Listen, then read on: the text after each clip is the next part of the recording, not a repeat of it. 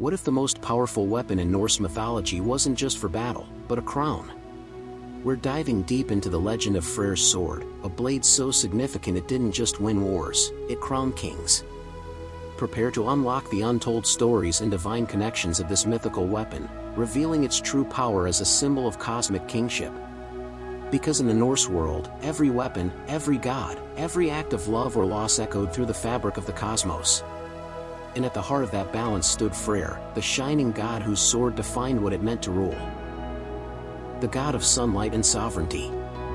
Freyr, whose name means Lord, was one of the most beloved deities in the Norse pantheon. A member of the Vanir, the older, earth-oriented gods of fertility and prosperity, he represented sunlight, harvest, peace, and the sacred rhythm of abundance. In contrast to Odin's grim pursuit of wisdom and Thor's roaring defense of order, Freyr's power lay in harmony. He governed the growth of crops, the calm of summer, the success of trade, and the peace of kingdoms. Where others ruled through force, Freyr ruled through flourishing. It's said that under his reign, no man would harm another, and every field would yield without toil. He was the divine image of the just ruler, the one whose fortune radiated outward into the well-being of his people. And at the center of that rulership stood his sword, a weapon that, according to the Prose Edda, could fight on its own, moving with divine will. A sword that fought without a hand. The sword of Freyr was no ordinary blade. Snorri Sturluson describes it as a weapon so sacred and alive that it could strike by itself if wielded in righteousness. It symbolized more than strength, it was the physical manifestation of divine legitimacy. The sword's autonomous nature mattered deeply.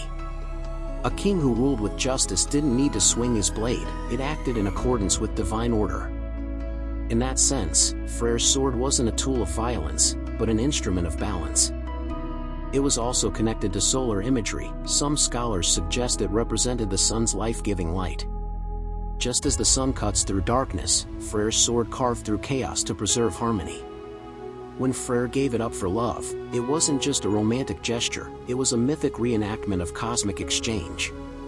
He surrendered his solar weapon, and with it, the order of the world shifted. The price of love, the loss of the sword. Freyr fell in love with Geir, a beautiful giantess of the earth, whose radiance was said to outshine the heavens. In Skirnismal, he becomes so consumed by longing that he cannot eat or sleep. To win her hand, he sends his servant Skirnir to woo her, offering gifts, threats, and finally, his sword as payment. That surrender has immense symbolic weight. Freyr gives up his weapon, the emblem of his divine kingship, for the sake of love and union. He bridges two worlds, the divine and the giant, the solar and the terrestrial, the masculine and the fertile earth. This is not defeat, it's transcendence.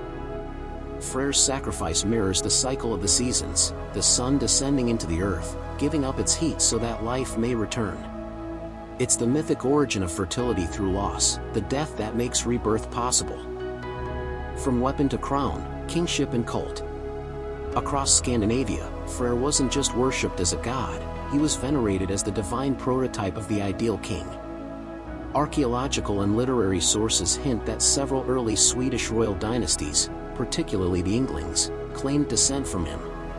To rule in Freyr's image meant ensuring peace, good harvests, and prosperity. His sword symbolized that sacred duty. At Uppsala, where Freyr's cult was strongest, his image was said to stand beside Odin and Thor in the great temple, gleaming with gold. There, rulers offered sacrifices to maintain the god's favor, renewing the cosmic pact between fertility and kingship. Freyr's sword, in this context, wasn't just a relic of divine warfare, it was a ritual crown. A reminder that the true ruler was not the conqueror, but the nurturer. The fall at Ragnarok. But all gifts come with a cost. At Ragnarok, the end of days, Freyr faces the fire giant Surtur, a being of pure destruction. And he faces him unarmed. Without his sword, Freyr falls. The sun god consumed by fire, the warmth of creation overtaken by the flames of chaos. Yet his death is not a tragedy, it's transformation. The old world must burn for the new one to rise. Freyr's sacrifice echoes through the mythic cycle. Peace gives way to chaos. Only for peace to return, reborn through destruction. It is the eternal exchange, the divine economy of creation and dissolution. Beyond the battlefield. So what if the most powerful weapon in Norse mythology wasn't just for battle, but a crown? Then Freyr's sword isn't merely a blade, it's a cosmic contract. It represents the balance between love and duty, between power and peace, between life's warmth and its inevitable end. It teaches that rulership is not the art of domination, but the wisdom to know when to yield. Freyr's story reveals a deeper truth about the Norse cosmos. That the gods themselves are bound by the same cycles that bind us. Gain and loss, order and chaos, passion and surrender. He was the God who ruled not through fear, but through flourishing. The Lord of Peace, whose greatest act of power was to lay his weapon down. The God who turned a sword into a crown. Thank you for watching.